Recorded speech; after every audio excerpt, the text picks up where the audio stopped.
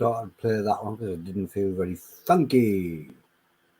Anyway, what we got tonight? We've got the usual malarkey of. I'm just going to bring the comments up there. We've got me and Coran. I don't think there's anybody else here, but what we're going to do is. I'm hanging around. Right. I don't know if you could hear the hello there, but I'm here. I could hear the hello there. Good, good. I wasn't sure what the distance on my mic was. I suddenly realized as I was saying it. So, what we're going to do is we're going to get up to a little bit of silly fun and find out what Coran Sloss has been up to this week. Weirdo I'm going to see what I'm having this week. So, first things first. Last week we tried some of the Hot Ones sauces. I did in fact get a few more as well. So we got the Los Calientes as well.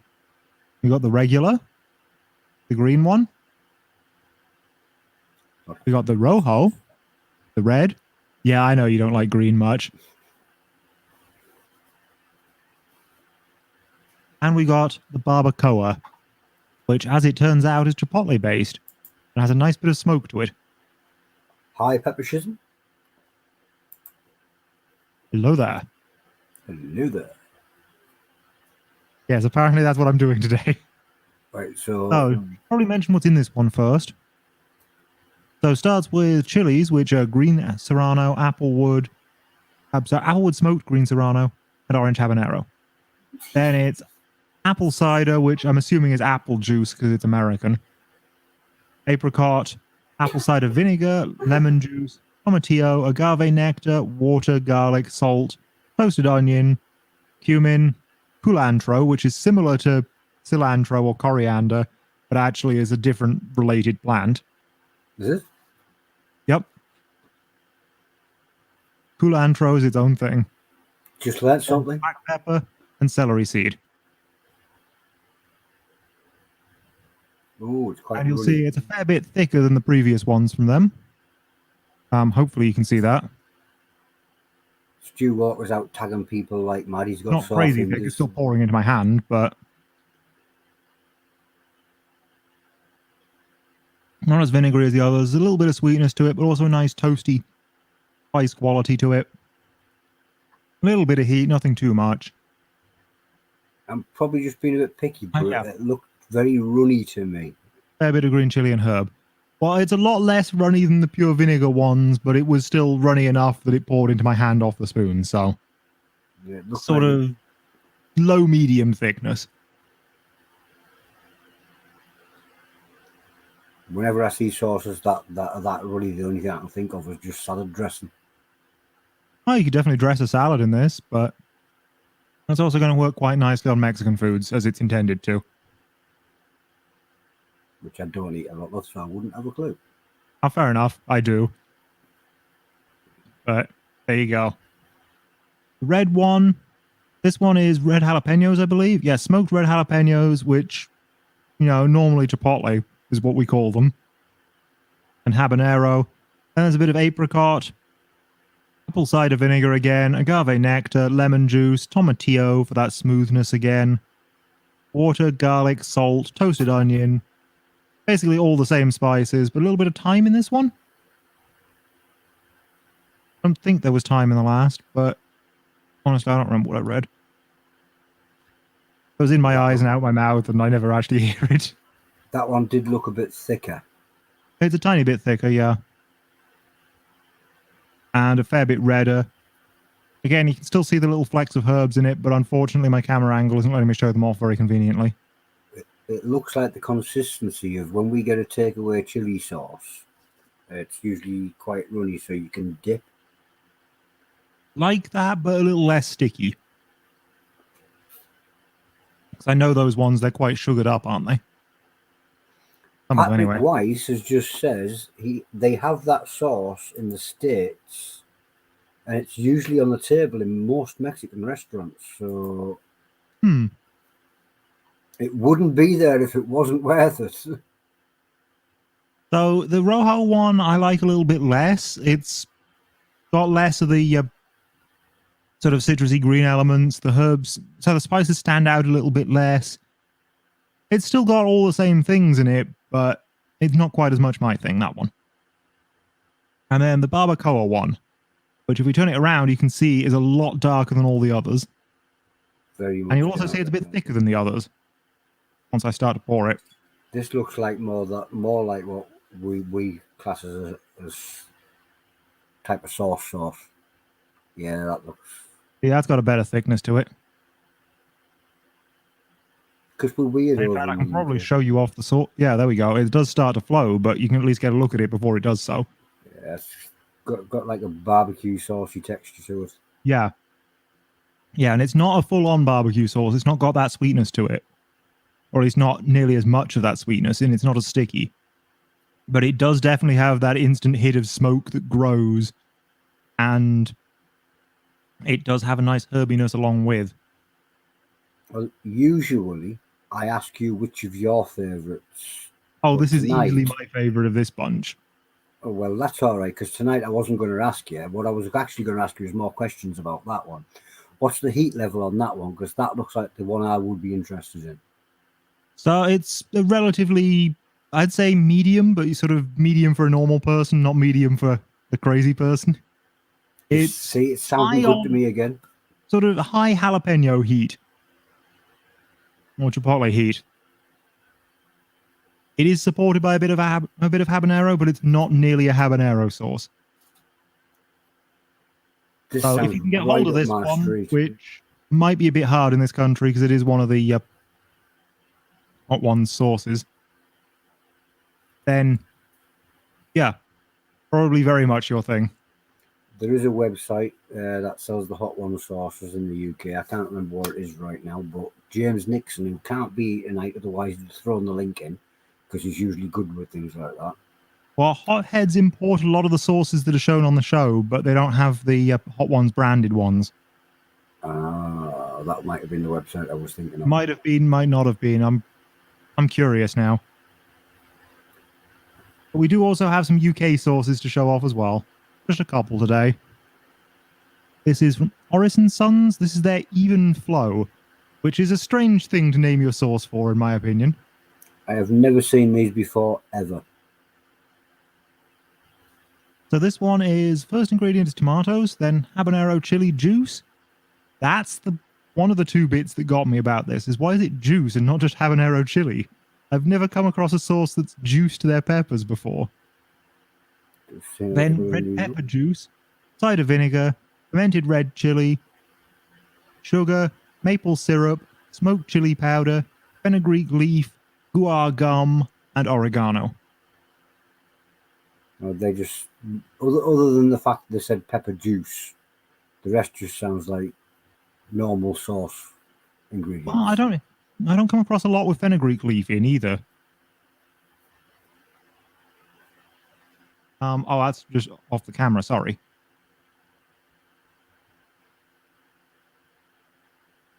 You can see it's a very smooth sauce, a little bit sticky. You can see there's a little drip just clinging onto the end of the spoon there. So, probably not going to be a surprise when I have some and tell you it's quite sweet.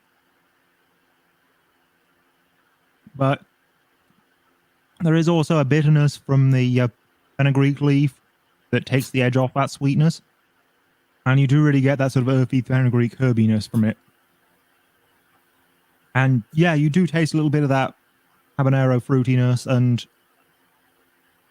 it does definitely remind me of a nicely made fowl.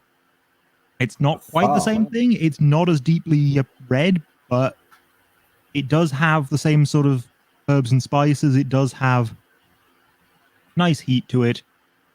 Nothing crazy, but a good habanero heat. I enjoy that a fair bit. I think I'd like it a little bit more if it was less sweet, but it's still good as is.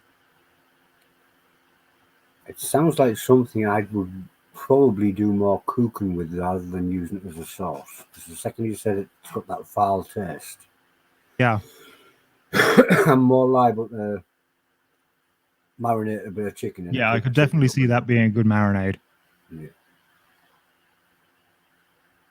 And then their other one, which you won't like, because it's the wrong color for you, is the fresh tendrils, which it says on the front it's a jalapeno / nettle sauce.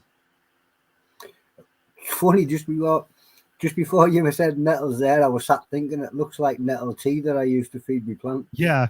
Yeah, it does have that specific sort of murky green shade that you get from cooking them down, doesn't it? And nettles are actually fairly far down the ingredients list. It's green jalapeno juice, green pepper juice, apple juice, cider vinegar, fermented green chili, sugar, then your nettles, then the guar gum, and then a bit of mint. But it is something that you don't see in a lot. Well, I don't think I've ever seen nettle used in any sauce. No, the only other time I've had nettle that I can think of was someplace did a nettle gin and tonic or something. And that was very citrusy. Green but citrusy and reminded me of green lemon drops. If anyone's ever had those.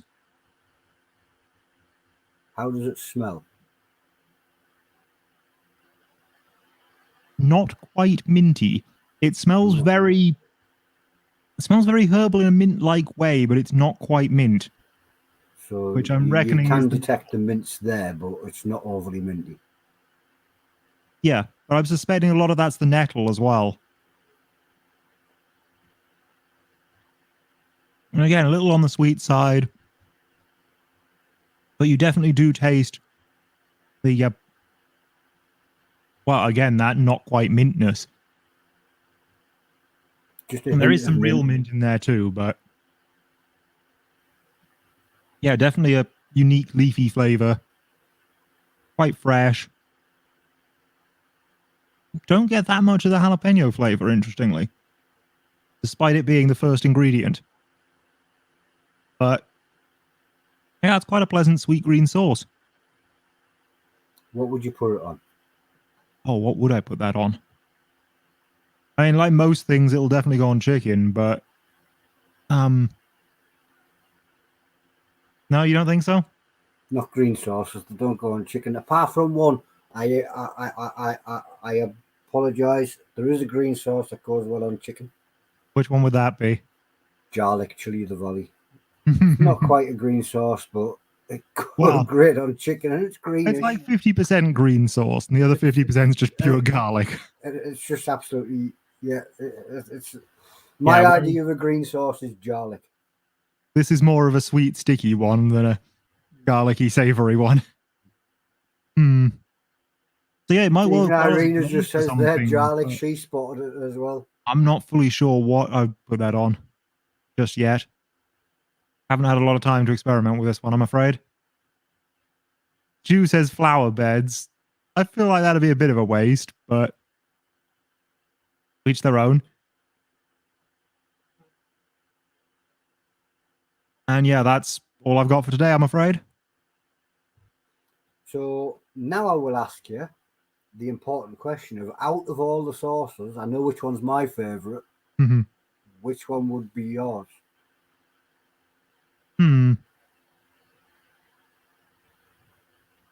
Well, I like how different this one is, but I think realistically I prefer the red version to that. And then it's a bit of a toss-up between these two, to be honest.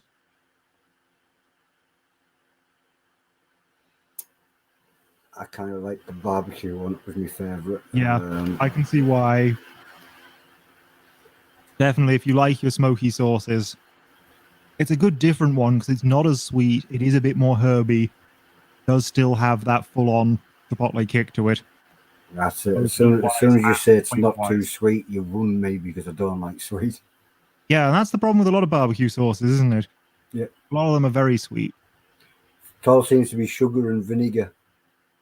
Well, I mean, molasses, which is in your brown sugar, is a large part of what... If it's done with molasses, I'm all right. I can handle that sweetness. It's... when it's right. Molasses comes with a strange, rich stickiness to it.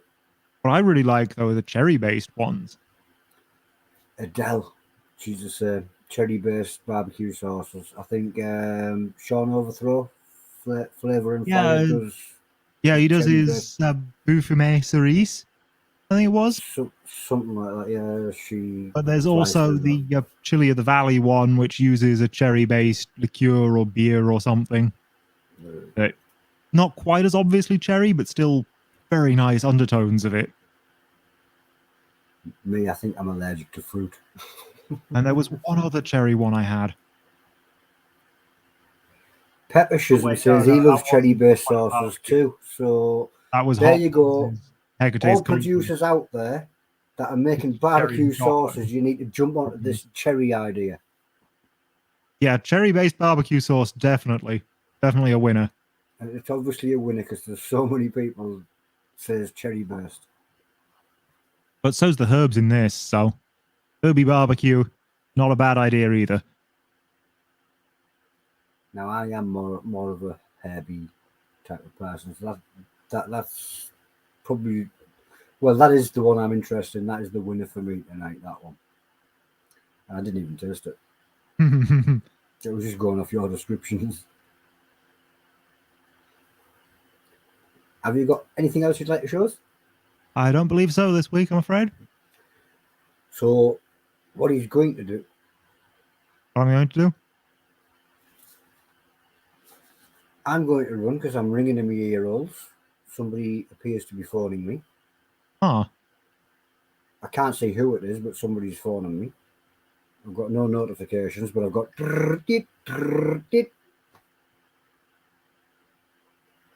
Okay, well, baffling.